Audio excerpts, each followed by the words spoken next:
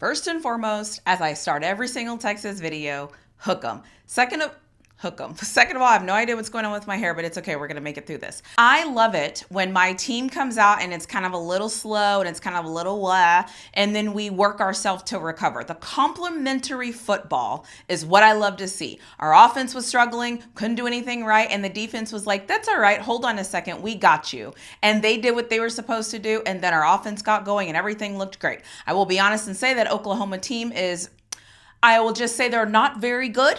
So there's that. But also, I was told all week about this defense, the Oklahoma defense, Oklahoma defense, Oklahoma defense this, Oklahoma defense that. It doesn't matter how great your defense is when your offense is not very good and your offense can't give you time to rest, because Texas ran the ball down their throats. And so I'm going to get into the other side of this video and I'm going to talk all about my Texas Longhorns because we deserve it after that.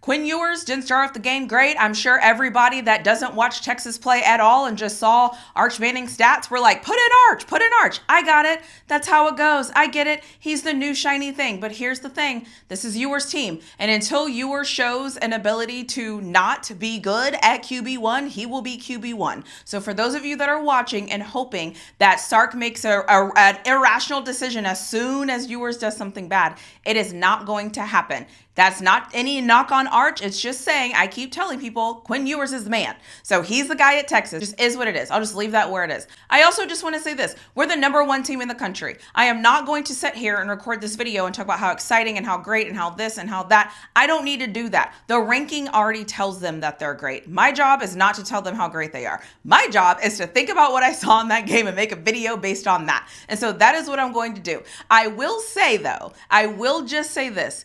The one thing I'm very proud of is that I feel like every time we get that we can flinch or we can blink or we can do something that like derails us, we always just stay the course and we stay focused and we keep our heads down and we go to work. And for that, I am very proud of this Texas team. This Texas team looks like they're on a mission. They have a great mission coming up next week.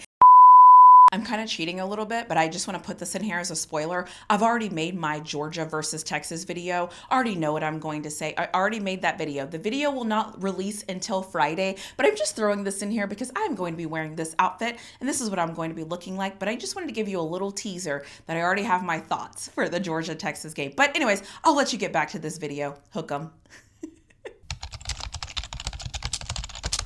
Some of the things that I loved the way our running backs are being used. I think in Texas land, or really in football land, we always want to have a QB1 or RB1 and an RB2 and who's the third guy and who's this.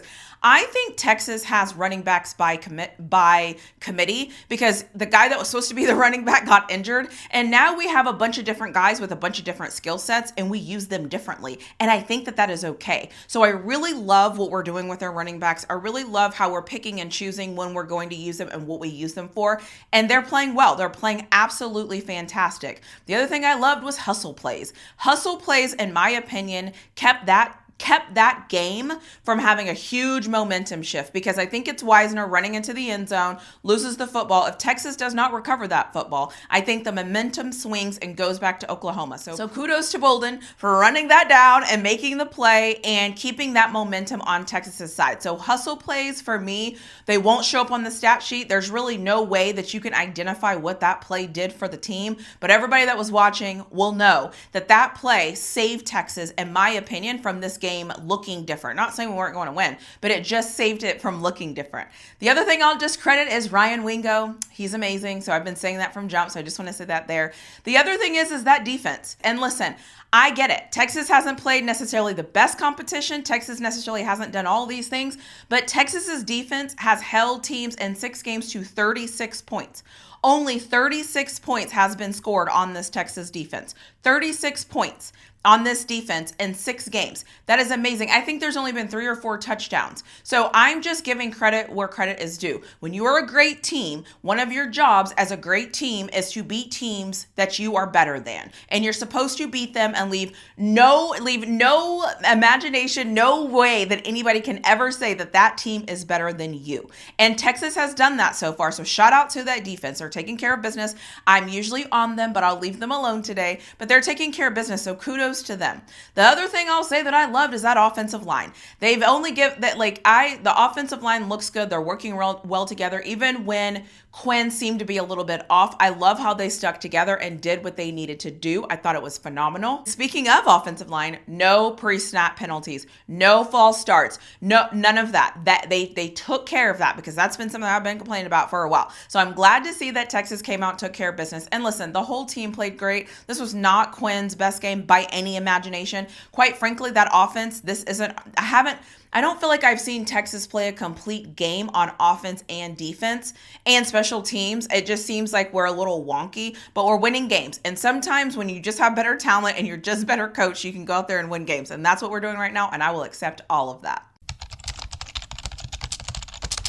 The thing that I don't understand, whatever, I'm going to say this, but I have since been told that maybe this isn't what happened, so I'm not sure, but I'm still going to say it, is we took the ball to start the game and we won the coin toss. However, I'm now hearing that the commentators got it wrong and we actually did not win that coin toss. We actually lost the coin toss, and Oklahoma won the coin toss and they deferred. So if that is true, I don't understand, but whatever is null and void. But assuming that that is not what happened, I still wanted to add this in here because it frustrated me throughout the whole first quarter, or the whole first half, if I'm being honest.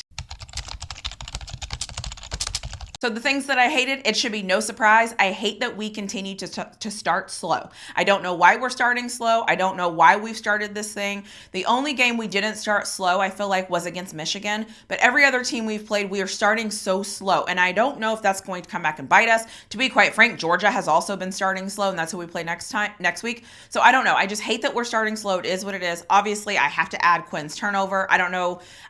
Let's just hope it was rust. Let's hope he'll figure it out. Let's hope that will be settled by next week. I'll just leave it at that. I hated seeing Isaiah Bond get hurt. I think that could potentially be a really big injury for us. I don't know the extent of the injury. I was at the making of this video, but I did not like seeing him get hurt. That was terrible. Also, Burt missing the field goal. You get a turnover, you're working really hard, you go down and you miss the field goal. We should have been up 24-3 at half, but you go down and you miss your field goal. I don't know what that guy's problem is, because normally he's really good, but then it just seems like every time, I don't know, he missed the one in Michigan, he missed this one. I don't know what his issue was, but I didn't like that he missed the field goal. So I'm throwing it here. The other thing I don't love, and I actually hate, is the lack of ball security sometimes from our running backs. I don't know why this is happening. I don't know why our running backs are fumbling. I don't know what's going on with them, but I don't love their ball security. So I really, really, really, really, really need our running backs to get it together. And so I hated watching that ball get loose. Obviously, it did end up hurting us, but I feel like I'm starting to get a little bit of anxiety about our running backs fumbling the football. So that is something that I did not like as well. The other thing, I'm just going to kind of throw this in there, is the third down pen. I hate, so I've realized a couple of things I hate when I watch football. One of them I hate is that when your team converts a third down and then you get a penalty and it gets called back. I don't know why that grinds my gears, but that frustrated me. It happened today, so I needed to put it in my hate section. But at the end of the day, we won the game. I'm always going to be able, and the thing is, there's so many more things I had on this list, but I didn't want to harp because we won. So it just is what it is. And you're going to have mistakes in football, so I'll just leave this section where it is and let me get into the random things. The random thing, and this frustrates me because I complain about this all the time. I whine about this in football. These officials,